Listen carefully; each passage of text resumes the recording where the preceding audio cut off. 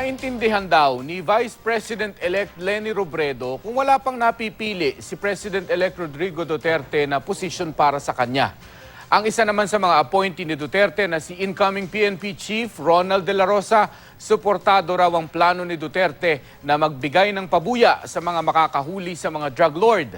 Makibalita tayo kay Maris Umali. Sa kauna-unahang pagkakataon, pinulong ni President-elect Rodrigo Duterte ang mga pinili niyang magiging miyembro ng kaniyang gabinete sa tinaguriang Malacanang of the South o ang Presidential Guest House sa Davao City. Kasama sa mga dumalo ang ilang personalidad na kahapon lang nakumpirma bilang appointees ni Duterte. Sila ay sina dating South Cotabato Governor Mike Sueno na magiging Interior Secretary, dating attaché to Washington na si Major General Delfin Lorenzana na uupong kalihim ng National Defense, at dating Science and Technology Undersecretary Fortunato de la Peña na magiging secretary naman ng ahensya. Tinanggap na rin ni Benjamin Jokno ang alok ni Duterte na magbalik bilang kalihim ng Budget Department. Si dating National Treasurer Professor Leonor Briones tinanggap na rin ang Education Secretary post. Social Welfare Secretary naman si UP Professor Judy Tagiwalo. Magsisilbing Agrarian Reform Secretary si dating Anak Pawis Party List Representative Rafael Mariano. He must be one whom I trust, whom I'm confident that I could work well. Now, sinasabi nila kababayan, kasama, kabarkada. No, they are not. Dumalo rin sa pulong si incoming PNP Chief Superintendent Ronald De La Rosa.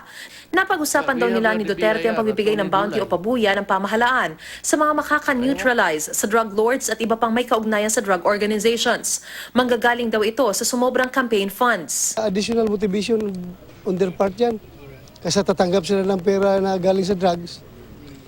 Mas maganda na yung galing sa gobyerno through legal means. Kaya nga sinabi dead or alive. Kung lumaban, mas maganda yung patay siya para hindi ikaw mamatay kaysa yung pulis ang mamatay. Si retired Chief of Staff Hermogenes Esperon Jr. naman ang napili ni Duterte na maging kanyang National Security Advisor.